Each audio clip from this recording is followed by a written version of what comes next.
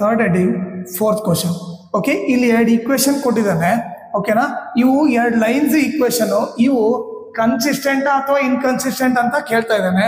Okay, ಅದು ಯಾವ ಥರ ಮಾಡ್ಬೇಕು ಅನ್ನೋದು ನೋಡ್ರಿ. ಓಕೆ, ಈಗ ಎರಡು ಈಕ್ವೇಶನ್ ಏನು ಕೊಟ್ಟಿರೋದು, 5x - 3y = 11 ಒಂದು ಈಕ್ವೇಶನ್. ಓಕೆ, ಇನ್ನೊಂದು ಈಕ್ವೇಶನ್ ಏನು, -10x + 6y = 22. ಓಕೆ, ಸೊ -22 ಇದೆ. ಓಕೆನಾ, ಸೊ ಎರಡು ಈಕ್ವೇಶನ್ ಕೊಟ್ಟಿದ್ದಾನೆ. ಇವಾಗ ಏನು ಮಾಡೋಣ, ಎಲ್ಲವೂ ಲೆಫ್ಟ್ ಸೈಡ್ ತೊಗೊಂಬರೋಣ, ಸೊ ದಟ್ ಅದು ಸ್ಟ್ಯಾಂಡರ್ಡ್ ಫಾರ್ಮ್ನಾಗ ಬರಲಿ ಅಂತ ಹೇಳ್ಬಿಟ್ಟು. ಸೊ ಏನಾಗುತ್ತೆ, ಇದು 5x - 3y + 11 ಈ ಕಡೆ ಬಂದರೆ -11 ಆಯಿತು.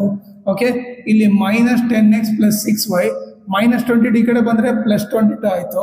ಓಕೆನಾ, ಈಗ ನಮಗೆ linear equation 2 variable standard form ಏನು, ax + by + c = 0. ಇದು ಕೂಡ ಸ್ಟ್ಯಾಂಡರ್ಡ್ ಫಾರ್ಮಲ್ಲಿ ಇದೆ, ax + by + c = 0. ಸೊ ಇದೇನಾಯಿತು, a1 b1 c1 ಆಯಿತು, ಇದು a2 b2 c2 ಆಯಿತು. ಓಕೆನಾ, ಈಗ ನೀವು ನೋಡಿದ್ರೆ a1 ಇದ್ದಲ್ಲಿ ಏನಂತ ಬರಿಬೋದು, 5 ಅಂತ ಬರಿಬೋದು. b1 ಇದ್ದಲ್ಲಿ ನೋಡ್ರಿ ಇದು ಪ್ಲಸ್ ಇದೆ ಮೈನಸ್ ಇದೆ ಅಂದಾಗ -3 ಬರ್ತೀವಿ. c1 ಬಂದ್ಬಿಟ್ಟು ಇಲ್ಲಿ ಪ್ಲಸ್ ಇದೆ ಇಲ್ಲಿ ಮೈನಸ್ ಇದೆ ಅಂದರೆ -11 ಬರುತ್ತೆ. ಓಕೆ, ನೆಕ್ಸ್ಟ್ ಇಲ್ಲಿ ನೋಡ್ರಿ a2 ಇದ್ದಲ್ಲಿ ಓಕೆ ಇಲ್ಲಿ ಪ್ಲಸ್ ಇದೆ ಇಲ್ಲಿ ಮೈನಸ್ ಇದೆ ಅಂದರೆ -10 ಆಯಿತು. b2 ಬಂದ್ಬಿಟ್ಟು 6, c2 ಬಂದ್ಬಿಟ್ಟು ಎಷ್ಟು 22. ಓಕೆನಾ, ಈಗ ನಾವೇನು ಮಾಡಬೇಕು, a1/a2 ಕಂಡಿಬೇಕು. a1/a2 ಏನಾಗುತ್ತೆ, 5 / -10 ಕ್ಯಾನ್ಸಲ್ ಆದರೆ 5 1 ಜಾ 5 2 ಜಾ 1/-2 ಆಯಿತು. ಈಗ ನೆಕ್ಸ್ಟ್ b1/b2. ಸೊ b1/b2 ಏನು, -3/6 ಕ್ಯಾನ್ಸಲ್ ಮಾಡಿದ್ರೆ 3 1 ಜಾ 3 2 ಜಾ -1/2. ಓಕೆ, ಇಲ್ಲಿ ನೋಡ್ರಿ ಮ್ಯಾಕ್ಸಿಮಮ್ ಜನ ಏನಂತತೆ, ಇಲ್ಲಿ ಕೆಳಗಡೆ ಮೈನಸ್ ಇದೆ ಇಲ್ಲಿ ಮೇಲೆ ಮೈನಸ್ ಇದೆ, ಇಬ್ರು ಡಿಫ್ರೆಂಟ್ ಅಂತ ಅನ್ಕೋಬೇಡ್ರಿ.